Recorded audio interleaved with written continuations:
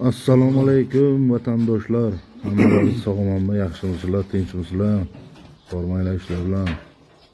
Yurtimiz tinch bo'lsin. Kelib o'tirgan bayramlar muborak bo'lsin hammaga.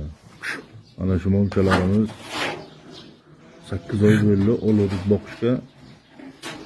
Juda kichik mol edi. Senajimdan taqdim keldi mana bunga. Nasib bo'lsa sotishni boshladik. Inshaalloh Xudo xohlasa sotamiz.